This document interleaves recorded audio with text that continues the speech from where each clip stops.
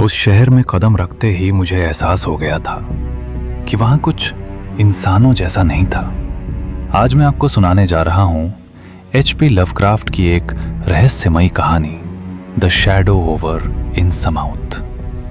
कभी कभी कुछ शहर नक्शों पर तो मौजूद होते हैं, लेकिन इंसानों की दुनिया का हिस्सा नहीं लगते। वे जगहें सिर्फ ईंट और पत्थरों से नहीं बनी होती, उनके अंदर कोई पुराना अंधेरा छुपा होता है। ऐसा अंधेरा जो वहां आने वाले हर इंसान को धीरे धीरे अपने अंदर निगल लेता है। मैंने भी उस शहर के बारे में सिर्फ अफवाहें सुनी थी। लोग उसका नाम लेते हुए आवाज धीमी कर लेते थे। कुछ लोग कहते थे कि वहां के लोग अजीब हैं, कुछ कहते थे कि वहां रात में समुद्र से आवाजें आती हैं, लेकिन कोई भी खुलकर बात नहीं करता था। उस शहर का नाम था इनसमाउथ। सालों पहले की बात है। मैं न्यू इंग्लैंड के पुराने शहरों की यात्रा कर रहा था।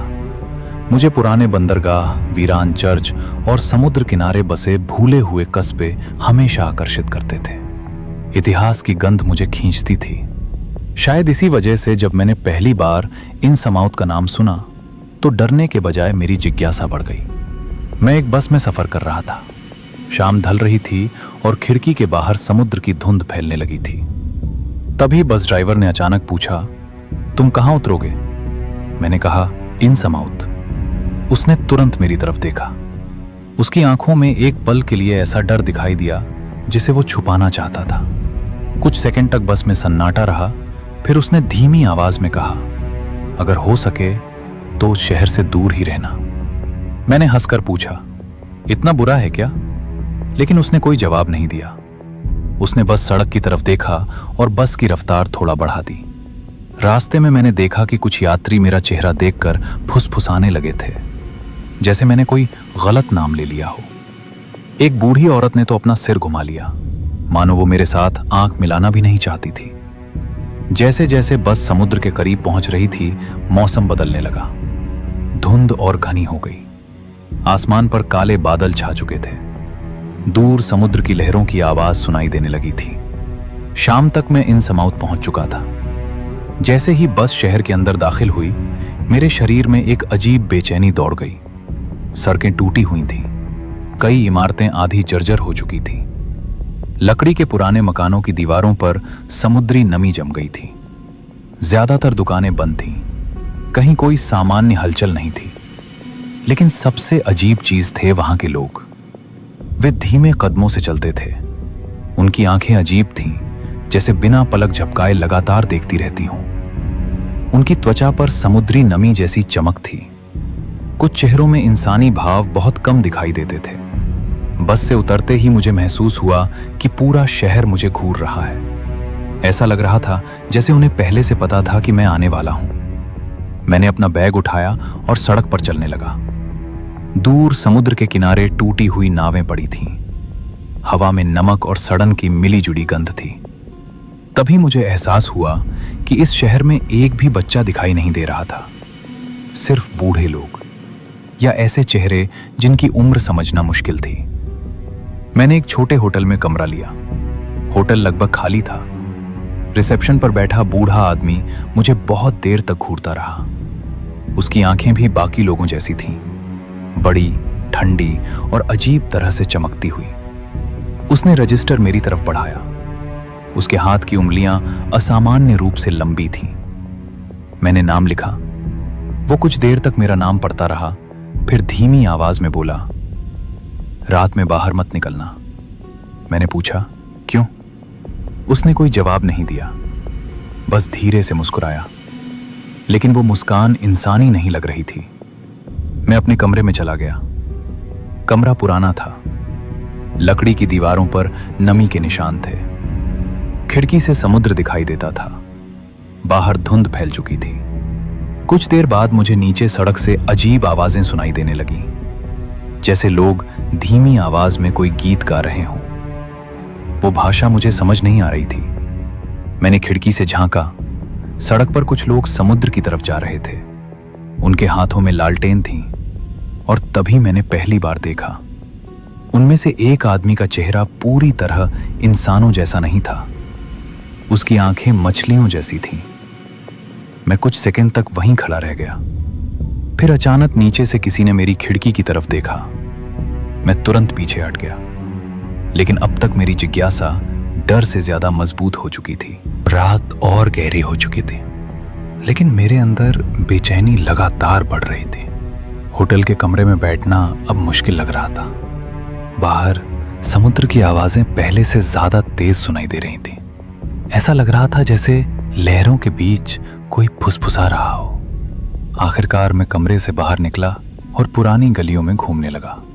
पूरा शहर धुंध में डूबा हुआ था। कुछ खिड़कियों के पीछे हल्की रोशनी दिखाई दे रही थी, लेकिन सड़कें लगभग खाली थीं। तभी मेरी नजर एक बूढ़े आदमी पर पड़ी। वो सड़क किनारे बैठा शराब पी रहा था। उसके कपड़े पुराने थे और चेहरा थका हुआ, लेकिन उसकी आंखों में बाकी लोगों जैसा अजीब खालीपन नहीं था। मैं उसके पास जाकर बैठ गया। उसने मुझे ऊपर से नीचे तक देखा और धीमी आवाज में पूछा, तुम बाहरी हो, है ना? मैंने सिर हिलाया। वो कुछ देर तक चुप रहा, फिर अचानक हंसने लगा। उसकी हंसी में डर और पागलपन दोनों थे।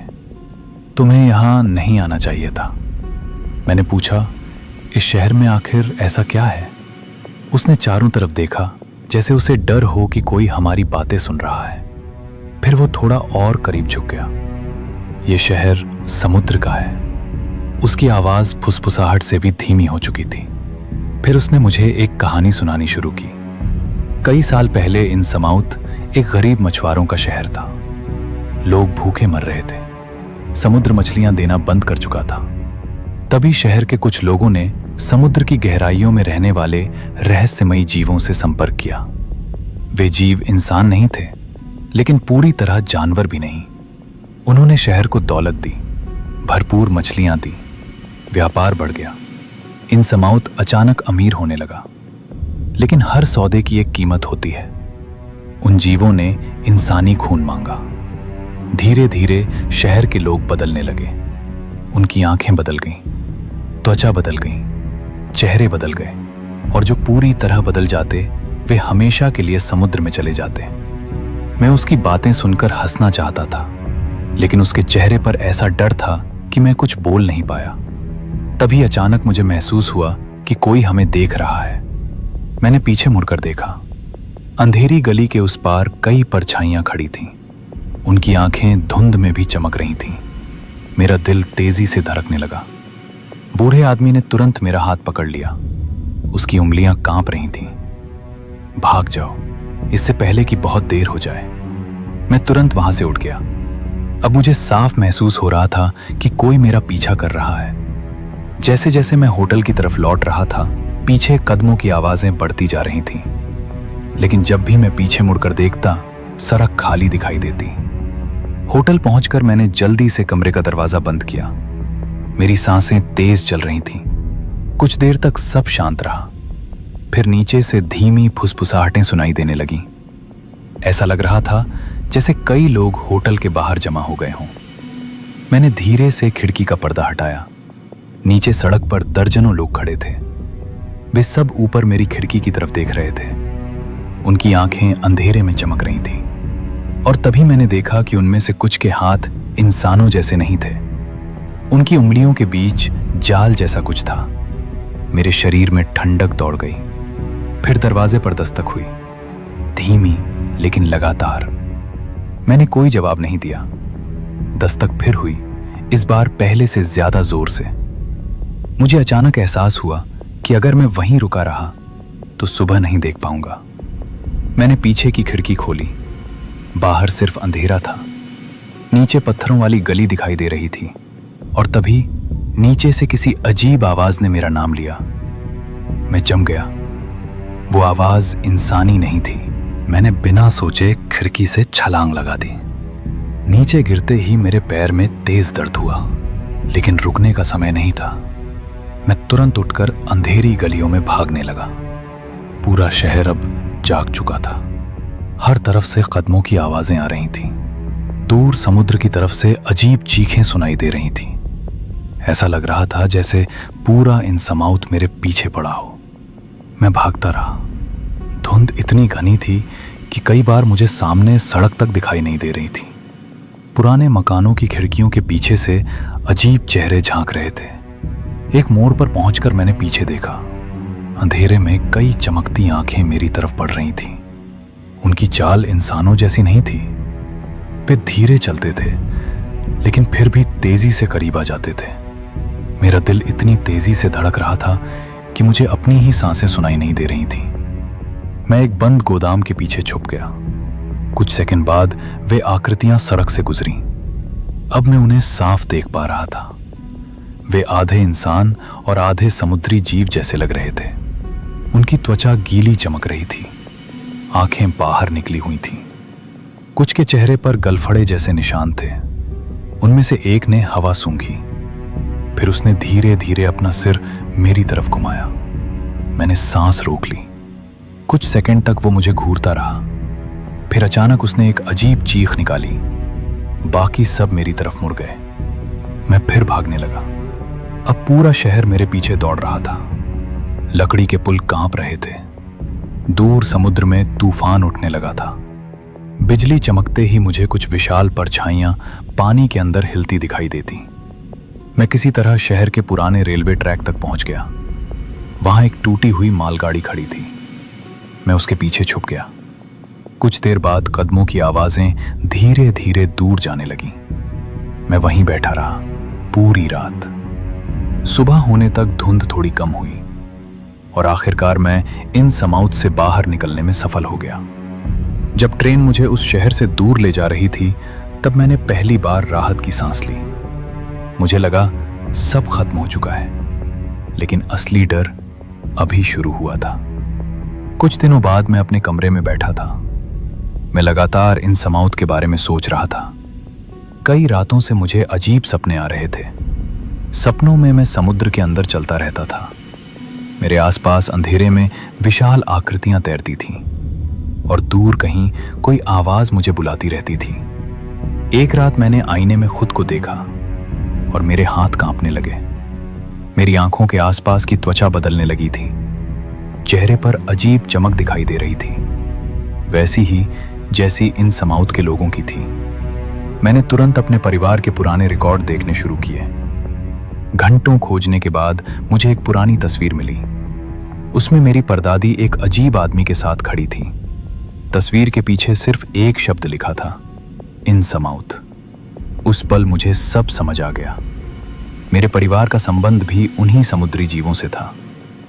मैं सिर्फ एक यात्री नहीं था, मैं उन्हीं में से एक था। धीरे धीरे मेरे सपने और गहरे होने लगे। अब मुझे हर रात समुद्र की आवाजें सुनाई देती थीं। कभी कभी मुझे लगता मेरे कमरे की दीवारों के पीछे पानी बह रहा है। एक रात मैं अचानक नींद से जागा। कमरे में सन्नाटा था, लेकिन मेरे कानों में एक आवाज गूंज रही थी, वापस आओ। मैं खिड़की तक गया। दूर अंधेरे में समुद्र दिखाई दे रहा था और मुझे ऐसा महसूस हुआ जैसे गहरे पानी के नीचे हजारों आंखें मेरी तरफ देख रही हों। उस रात पहली बार मुझे डर नहीं लगा, बल्कि एक अजीब खिंचाव महसूस हुआ, जैसे समुद्र मुझे अपने पास बुला रहा हो। और शायद एक दिन मैं भी इन समाउथ लौट जाऊंगा, हमेशा के लिए। वीडियो पसंद आए तो लाइक करें, अपने दोस्तों के साथ शेयर करें और ऐसी और कहानियों के लिए चैनल को सब्सक्राइब करना ना भूलें।